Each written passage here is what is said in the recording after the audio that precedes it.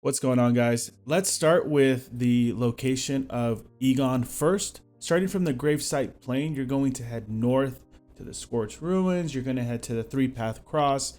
You'll head upright to the castle front, and then you're going to head back south to the Pillar Path waypoint here.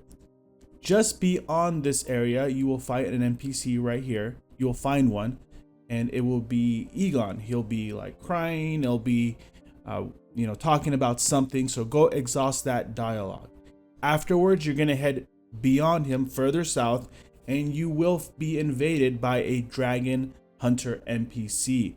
Once you defeat that dragon hunter NPC, you'll keep heading south. You'll kind of bend a little bit to the right, or I guess the left if you're going down, and you'll be at the dragon pit entrance.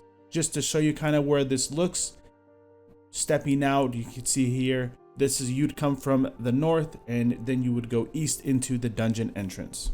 There are actually two bosses in this dungeon. If you go all the way to the left, you can fight a dragon worm and get a dragon stone, ancient somber dragon stone. We're not going to do that. We're going to head left, and then we're going to jump down and double back south.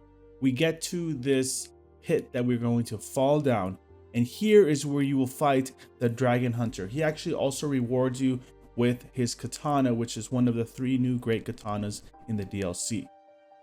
Rest at the gravesite. And by the way, if you want to find all the other 3 great katanas, check out my Elden Ring playlist. All right, moving on here, heading east out of that after we get that gravesite, we're going to get to this open area. There will be a dragon here that you have to kill. Once you kill that dragon, you're going to head south, and there is a respawn there. It's a typical dragon, so stay at it. If you're melee, stay at its back legs. Now, moving south, we are going to get to the Dragon Commune altar, and we will find another NPC that's kind of similarly tied to Igon's question. It's important to do them both at the same time. But before we get there, we want to hit right here on this little broken rune, and we'll get Igon's cookbook. We'll also be getting the second one later on. There is going to be a choice here. Make sure you unlock the gray site. There's a big choice to make here. I'm going to show you how to get both options. Heading to the Pillar Path Cross and speaking to this NPC right here, Tholier, he's going to give you a quest or a request that he needs some black syrup.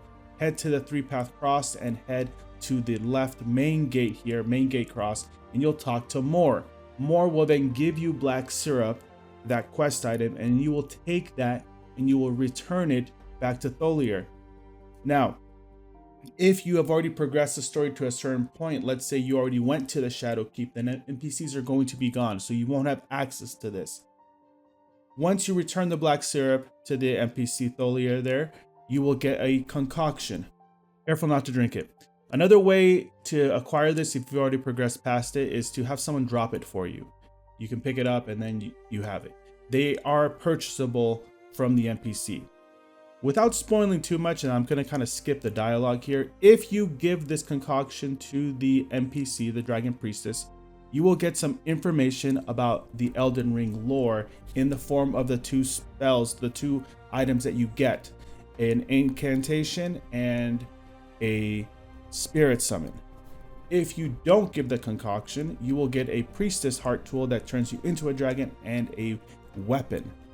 In this run, I decided to give the concoction, so you will turn it to nighttime, and if NPC is not there, you will turn it to nighttime again and rest. Once the NPC is there, you will use the concoction, put the dragon to sleep, the Dragon Priestess, and then you will progress through the rest of the story. You can just simply not turn it to nightfall, not give it to the Dragon Priestess, and just continue onward if you want the other option. Afterwards, we're going to head east. We're going to go through that area where we fought the first dragon. Keep heading east. You will get to this high jump here. Once you're up this high jump, you will cross a bridge, and at that point there will be a gray site. Make sure to unlock the gray site here because there is another fight here coming up. Up to now, I've purposely left out dialogue and story. That's for you to experience.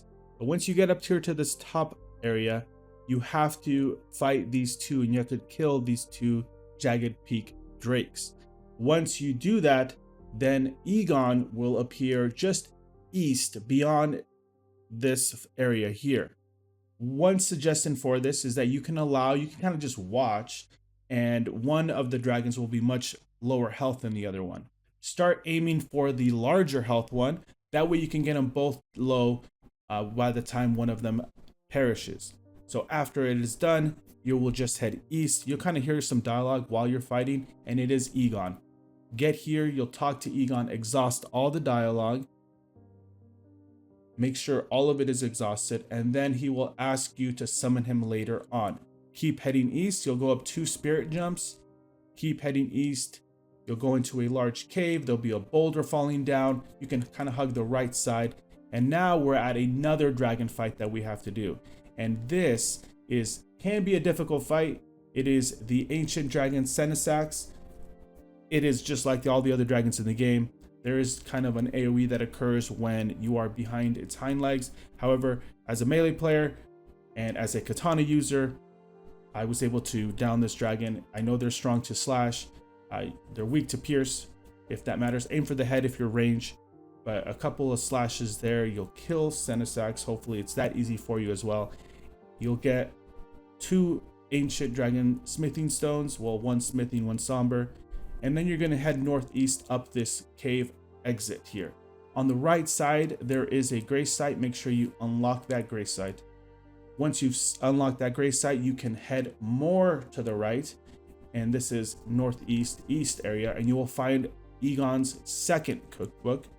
Pick that up right there. And then we're going to head the other way. We're going to head west. Heading west will take us, and it's kind of a little ways. There'll be some lightning effects coming up from the sky.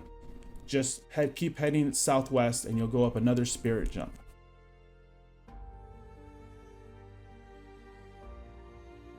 Continue heading southwest.